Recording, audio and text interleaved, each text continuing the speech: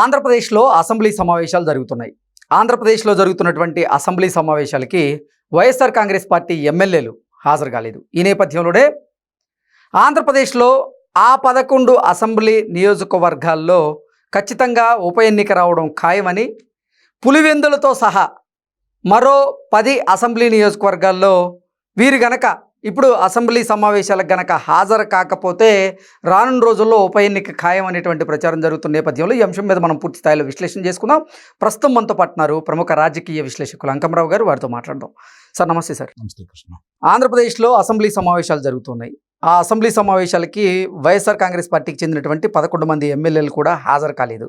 ఈ నేపథ్యంలోనే వరుసగా 60 రోజులు గనక అసెంబ్లీ సమావేశాలకు హాజరు కాకపోతే ఆ ఎమ్మెల్యేల మీద అనర్హత వేటు పడేటువంటి అవకాశం ఉంది అంటూ ఇప్పటికే ప్రచారం జరుగుతున్న నేపథ్యంలో ఇప్పుడు వైఎస్ఆర్ కాంగ్రెస్ పార్టీ ఎమ్మెల్యేలు అసెంబ్లీకి రానటువంటి నేపథ్యంలో ఆ 11 స్థానాల్లో ఉప ఎన్నిక జరగడం ఖాయం అనేటువంటి ప్రచారం జరుగుతుంది. దీని మీద మీ విశ్లేషణ ఏంటి అంటే ఏం చెప్తారు సార్? మామూలుగా వరుసనే 60 రోజులు గనక శాసనసభ సమావేశాలకు హాజరు కాకుండా ఉంటే అది ఆటోమేటిక్గా వాళ్ళు డిస్క్వాలిఫై అవుతారు.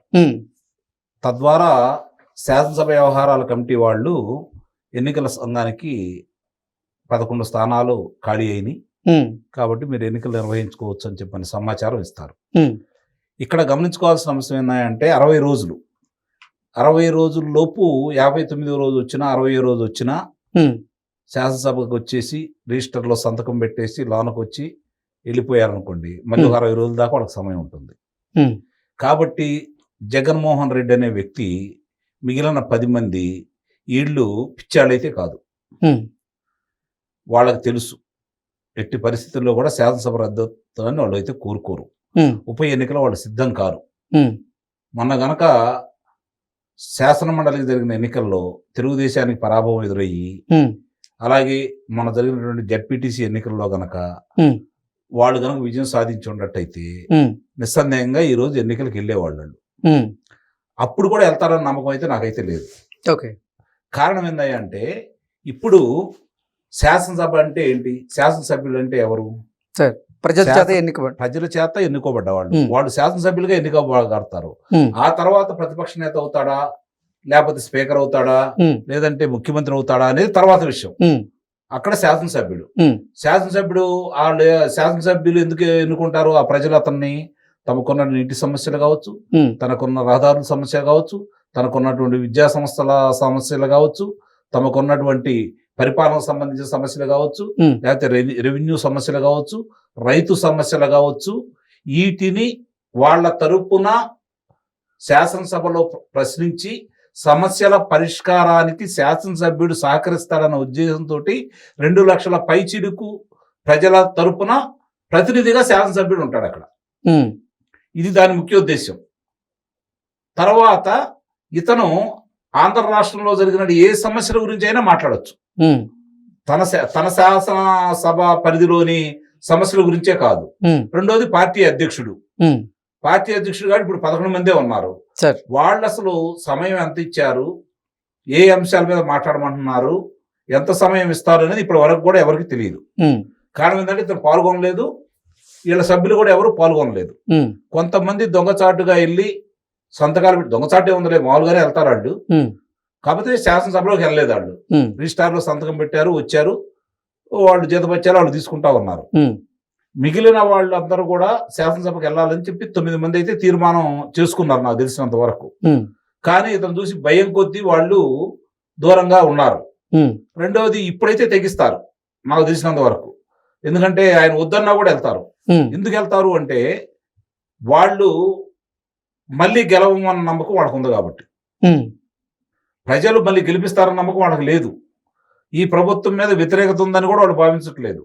ఈ ప్రభుత్వం మీద ఒకవేళ వ్యతిరేకత ఉన్నా దానికి మించి వాళ్ళ మీద వ్యతిరేకత ఉందనేది వాళ్ళకి అర్థమైంది.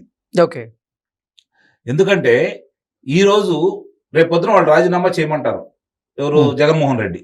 లేదు 60 రోజులు వెళ్ళరు, డిస్క్వాలిఫై అవుతారు, మళ్ళీ ఎన్నికలకు వెళ్తారు. ఎన్నికలకు వెళ్ళి ప్రజల దగ్గరికి వెళ్ళి ప్రజలు అడుగుతారు, మీరు ఎందుకు శాసనసభకు వెళ్ళలేదు అని. ఏమని సమాధానం చెబుతారు? మీ సమస్యల గురించి మేము ప్రస్తావిస్తుంటే వాళ్ళు మాకు సమాధానం చెప్పలేదు, చెప్పమంటున్నారు, అందుకని వెళ్ళలేదని చెప్పడానికి అవకాశం లేదు కదా.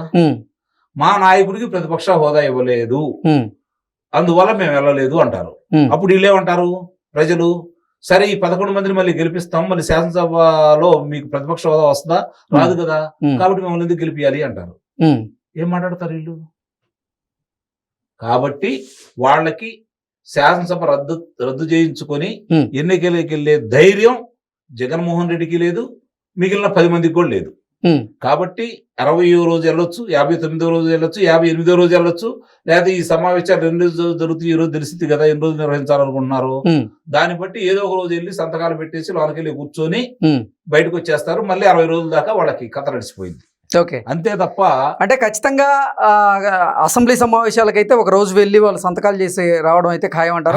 100% 100% ఖాయం. ఓకే, ఎందుకంటే అది నేను ఇందా చెప్పినట్టు రేపు ఎన్నికలు ఎదుర్కొనే ధైర్యం వాళ్ళకి లేదు. ఏ ప్రాతిపదికన ఎన్నికలు ఎన్నుకుంటారు? పోరాటమా చేయటం వాళ్ళకి రాదు, ప్రజా సమస్యలు లేవనెత్తడం వాళ్ళకి రాదు. ఇప్పుడు రాష్ట్రంలో సమస్యలు లేవా? చాలా సమస్యలు ఉన్నాయి, లేవని మనం ఏం చెప్పలేము. దాని గురించి మాట్లాడటానికి కూడా వాళ్ళకి అవకాశం లేదు. ఎందుకంటే వాళ్ళు ఒక సమస్య గురించి ఏదన్నా ఎత్తారనుకోండి, ఆ సమస్యతో పాటు 5 సంవత్సరాల్లో జరిగినటువంటి కుంభకోణాల గురించి కావచ్చు, దోపిడీల గురించి కావచ్చు, దౌర్జన్యాల గురించి కావచ్చు, హత్యల గురించి కావచ్చు, వాళ్ళు మాట్లాడితే, ఎదురు దాడి చేస్తే సమాధానం చెప్పే శక్తి వీళ్ళ దగ్గర లేదు. కాబట్టి వీళ్ళు వెళ్తారు, సంతకాలు పెడతారు, మళ్ళీ వస్తారు, మళ్ళీ 60 రోజుల తర్వాత ఇదే తంతు జరిగిందే తప్ప ఈ 5 సంవత్సరాలలో ఈ కూటమి ప్రభుత్వం చెయ్యకూడని తప్పు లేదన్నా చేసి ప్రజల్లో విపరీతమైన వ్యతిరేకత వస్తే తప్ప వాళ్ళు తమ శాసనసభ సభ్యత్వానికి రద్దు చేసుకుంటారని అయితే నేను భావించట్లేదు. ఇప్పుడు జగన్మోహన్ రెడ్డి కాకుండా కొంతమంది వైకాపా ఎమ్మెల్యేలు జగన్మోహన్ రెడ్డి ఒప్పుకున్నా ఒప్పుకోకపోయినా అసెంబ్లీ సమావేశాలకు హాజరవ్వాలని ఒక నిర్ణయానికి వచ్చినట్లుగా, అదే విషయాన్ని జగన్మోహన్ రెడ్డికి కూడా చెప్పినట్లుగా రకరకాల ప్రచారం జరిగింది కదా. మరి ఆ వైకాపా ఎమ్మెల్యేలైనా సరే ఈసారి అసెంబ్లీ సమావేశాలకు వెళ్ళేటువంటి అవకాశం ఉందా అంటే ఏం చెప్తారు? అందరికంటే ముందు వచ్చేది జగన్మోహన్ రెడ్డి.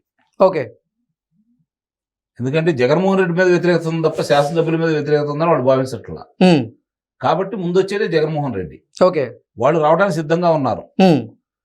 రేపు పొద్దున ఒకవేళ అతను కూడా ఈ మద్యం కుంభకోణం విషయాలన్నీ బయటకు వస్తున్నాయి కాబట్టి నేను ఎటు కారాగారంలోకి వెళ్తాను, శాసనసభ రద్దు అయిపోయి నేను కారాగారం ఆ సింపతి మీద గెలవాలనుకున్నా అతను ఏదన్నా రాకుండా ఉంటాడేమో కానీ, అతను కూడా నాకు తెలిసి రాకుండా ఉండడు అనుకుంటాడేమో కానీ, వీళ్ళు మాత్రం మీరు అన్నట్టు 10 మంది వస్తారు, అందుట్లో అనుమానం అయితే లేదు. ఓకే, అంటే జగన్మోహన్ రెడ్డిని మినహాయిస్తే మిగతా 10 మంది ఖచ్చితంగా అసెంబ్లీ సమావేశాలకు వచ్చి సంతకం చేసి వెళ్ళేటువంటి పరిస్థితి అయితే ఉందంటారు. సందేహంగా ఉంది. ముందు ఇతరే వస్తాడన్నాను కదా నేను.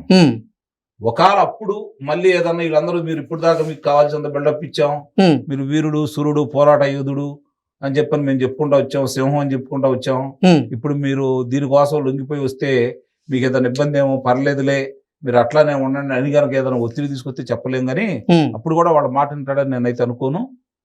కానీ అప్పుడు ఏదన్నా ఆలోచించి రాకపోతే రాకపోవచ్చేమో కానీ ముందు వరుసలో ఉండేది మాత్రం అతనే అని అయితే నా భావన. Okay sir, thank you so much.